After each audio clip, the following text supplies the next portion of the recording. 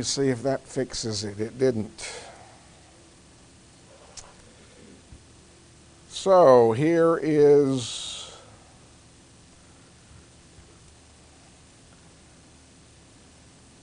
our first question. I had something popping up on my screen that you couldn't see.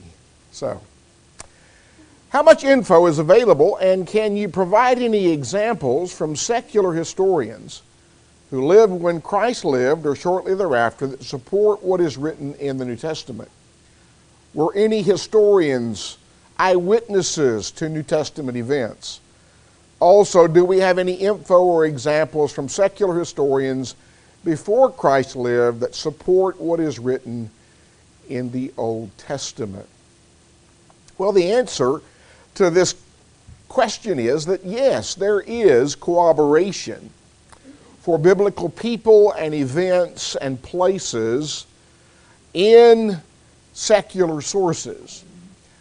Before I say more about that, I do want to make some general observations. The first one being, not much, as far as documentary evidence is concerned, has survived from the first century AD. We just don't have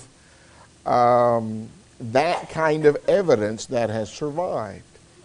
A second observation that I would make is that secular historians would likely have had little interest in Christianity, at least in its earliest days.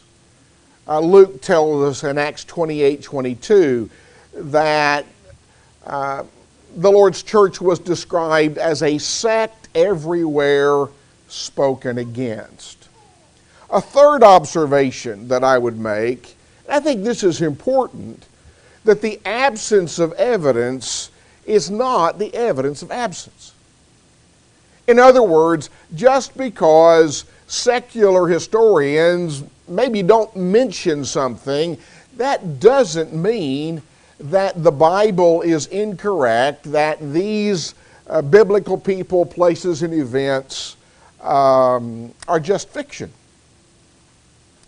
Recently, I have learned that in Marco Polo's accounts of his travels to the Far East, he doesn't mention the Great Wall of China in his writings. Now, it was there. He must have seen it, but he doesn't mention it in his writings. I understand that Ulysses S. Grant in his memoirs does not mention the Emancipation Proclamation. Well, obviously, it would be incorrect for us to assume that because Grant doesn't mention the Emancipation, it didn't happen. So we need to remember that the absence of evidence is not the evidence of absence. But a few secular historians do mention some New Testament people and or events. I have a book in my electronic library that is entitled A Christian's Guide to Evidence for the Bible, written by J. Daniel Hayes.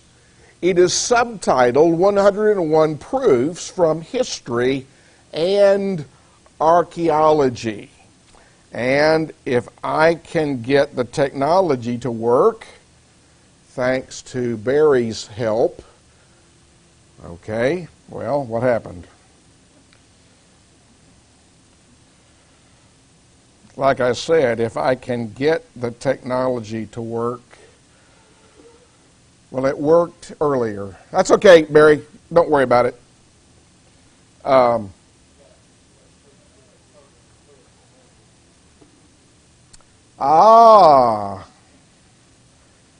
It's not the technology. It's the secretary.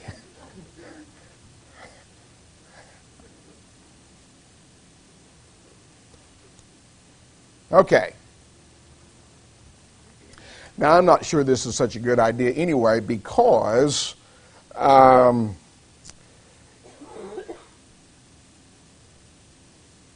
you can't really see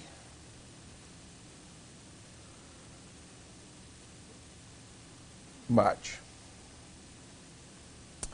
So,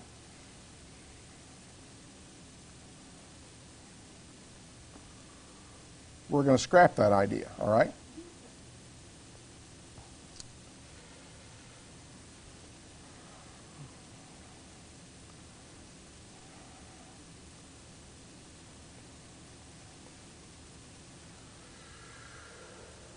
Let me give you some examples.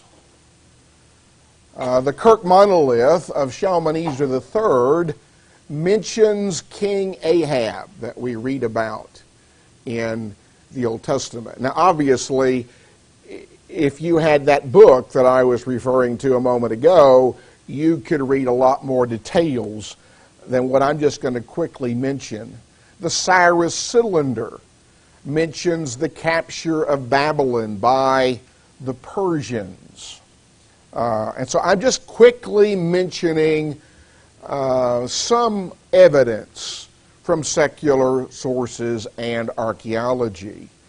For a long time, there was no evidence that David ever existed until the Tel Dan inscription was discovered, where it mentions the house of David. And so we have archaeological evidence that confirms that David really existed.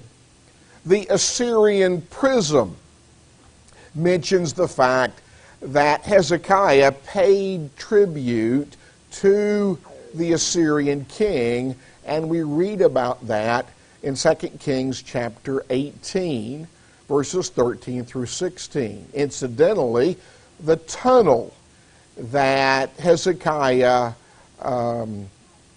carved through the mountain to provide water for Jerusalem was discovered by archaeologists several years ago, and on my second trip to Israel, I walked through that tunnel. The Bubasite portal of Karnak mentions Shishak's invasion, and we can read about that in 1 Kings 14, 2 Chronicles chapter 12. The cylinder of Sennacherib mentions his invasion of Judah, and we can read about that in 2 Kings 18 and 19. For a long time, the existence of the Hittites was doubted. In fact, skeptics and critics of the Bible said they never existed. And then, lo and behold, archaeological evidence was uncovered proving their existence. It has been confirmed from secular sources that it was a common practice for a household maid to bear a child for her mistress, like what happened with Abraham and Hagar and Sarah. Selling one's birthright, such a big part of the story of Jacob and Esau. That practice occurred in secular society as well. We know that there were law codes before the time of Moses that were similar to the law that God gave Israel. There were similar religious practices at Ugarit to those practices that we read about in the Old Testament. Archaeology has confirmed that the cities destroyed by fire during the conquest of Canaan were Jericho, Ai, and Hatzor. The other cities do not have evidence. In other words, there's not a burn layer in these other cities that were conquered by the Israelites. Archaeology has uncovered the fact that King Sargon ruled. Babylonian records confirm that Jehoiakim and his sons were given a monthly ration, I guess. And we read about that in 2 Kings chapter 25. Persian records confirm the existence of Belshazzar, the king that we read about in Daniel chapter 5. Already mentioned that the Cyrus cylinder confirms the decree of Cyrus. I just recently learned that part of Nehemiah's wall was discovered in 2007, not that long ago. Let me go back to Belshazzar for a moment. Skeptics and critics of the Bible says Belshazzar never existed, because in the documentary evidence that had been uncovered, the last king of Persia was Nabonidus. And then later on, they found a clay tablet with the name Belshazzar on it. And then they found another tablet with the names of both Nabonidus and Belshazzar. And then another tablet indicating that Belshazzar was the king's son. A clay tablet containing an oath taken in the name of Belshazzar and Nabonidus. Late in his reign, Nabonidus spent much of his time away in Arabia. And so he kind of turned over the reins to his son Belshazzar. And Belshazzar was a co-ruler with his father Nabonidus. Well, let's move to the New Testament. The Jewish historian Josephus mentions Jesus in his work, The Antiquities of the Jews. He mentions John the Baptist, and he mentions James, the Lord's brother. Now, Josephus was writing about AD 95, so shortly after the period that is covered in the book of Acts. That's about AD 30 to AD 62 or so. Here's the quotation from Josephus. Now there was about this time Jesus a wise man, if it be lawful to call him a man, for he was a doer of wonderful works, a teacher of such men as received the truth with pleasure. He drew over to him both many of the Jews and many of the Gentiles. He was the Christ. And when Pilate, at the suggestion of the principal men amongst us, had condemned him to the cross, those that loved him at the first did not forsake him, for he appeared to them alive again the third day. As the divine prophets had foretold these and 10,000 other wonderful things concerning him, and the tribe of Christians, so named from him, are not extinct at this day. Now, you need to know that this quotation is hotly disputed by the scholars. And basically, the scholars fall into three different camps. There are those who accept the entire passage as authentic. There are others who reject the entire passage as Christian interpolation. In other words, they're arguing that Christians monkeyed with the text later on. That Josephus really didn't say these things about Jesus. And then there's a third group, and this is probably the majority of scholars. They accept parts of this passage as containing authentic references to Jesus, but they reject other parts as later embellishments. So they're saying, Josephus does say some things about Jesus. He just didn't say everything that's found in this passage. That was added later on by Christians who, as I said, were monkeying with the text. Maybe I can illustrate my point like this. Here's a picture of Mona Lisa with a mustache. Now we know that that's not what Leonardo da Vinci painted. Should we conclude that there was no original painting, or that something has been added by another hand?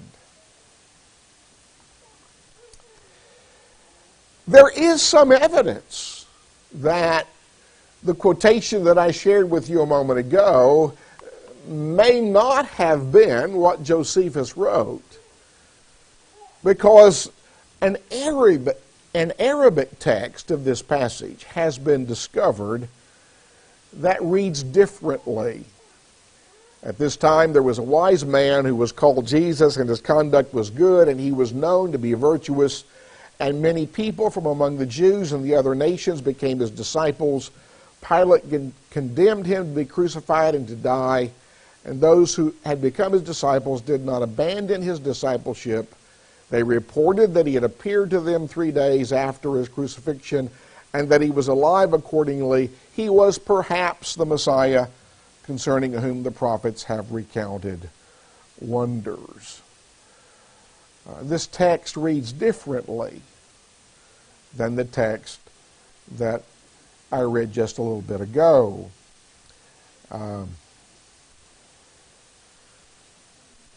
It makes most sense to say that there was an original painting of the Mona Lisa, and that it was not done by the person who added the mustache and beard. A scholar by the name of Craig Evans says this passage has aroused a great deal of interest among scholars. Most today regard the passage as authentic but edited. So he's saying what I've already told you. Most scholars think that this passage has been monkeyed with.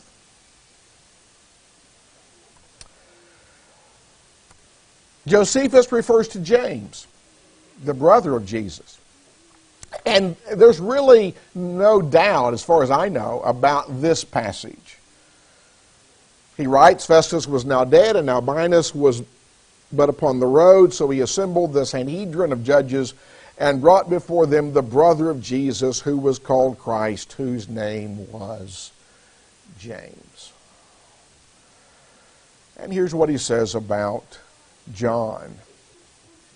Now, some of the Jews thought that the destruction of Herod's army came from God, and that very justly, as a punishment of what he did against John, that was called the Baptist, for Herod slew him who was a good man.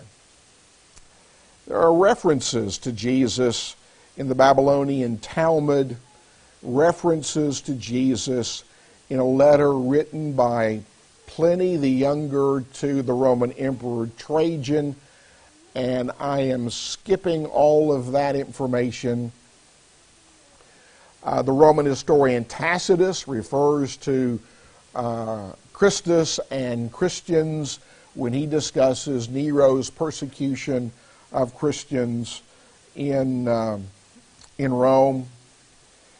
And basically here are the things that he mentions in the quotation that I'm not sharing with you. He talks about the fact that there was a group called Christians. That name came from a source, someone called Christus. That he was executed under Pontius Pilate during the reign of Tiberius. That the Romans considered the Christians superstitious, that they were much hated and were alleged to have performed abominations, that their movement originated in Judea but spread to Rome, that by AD 64 there was a vast multitude of them in Rome. The Roman historian Suetonius mentions various things about Christianity. Here's a synopsis of what non-Christian sources reveal about Jesus. That he was a Jewish teacher in Palestine. That he had a brother named Jesus. That he was of royal... A brother named James. I said Jesus, didn't I? At least you're listening. That he was of a royal lineage. That he performed miracles and healings. That he opposed the teachings of the Jewish leaders. That he came to add to the law, not destroy it. That he was executed by Pilate during the reign of Tiberius. That he was delivered up by Jewish leaders. That he was crucified at Passover. That there was an unusual darkness that occurred at his death. That people said he arose and appeared to them. That his followers multiplied from Judea to Rome. So that's just a quick synopsis of the things that several different non-Christian sources mention. Not that they all mention all of these things, but they mention some of these things. Dr. Gary Habermas, who's done a lot of work on evidence for the resurrection, had this to say about this secular evidence. Within 100 to 150 years after the birth of Christ, approximately 18 non-Christian extra-biblical sources from secular history mentions more than 100 facts, beliefs, and teachings from the life of Christ, including almost every detail of Jesus' life, including miracles, the resurrection, and his claims to be deity. F. Bruce, the Ryland Professor of Biblical Criticism and Exegesis at the University of Manchester, said, "Some writers may toy with the fancy of a Christ myth, but they do not do so on the ground of historical evidence. The historicity of Christ is as axiomatic for an unbiased historian as the historicity of Julius Caesar. It is not historians who propagate the Christ myth theories." Otto Bett said, "No serious scholar has ventured to postulate the non-historicity of Jesus." Cornfield, a Jewish scholar and an unbeliever, said, "Modern archaeology and scholarship have now established beyond all doubt that a man known as Jesus certainly did exist in history, and that the criticism of the skeptics was ill-founded. We are today able to assert beyond a shadow of a doubt that the historical Jesus existed." So, that was just a very quick and very brief synopsis of some of the evidence that corroborates biblical places, people, events. And if you're interested in more information, then I would encourage you to check out the book that I referred to a bit ago, A Christian's Guide to Evidence for the Bible. Well, I don't have time for another question, so we'll conclude at this point. Let me say that I'm getting kind of low on questions. So if you enjoy this kind of study, I need some questions. Thank you.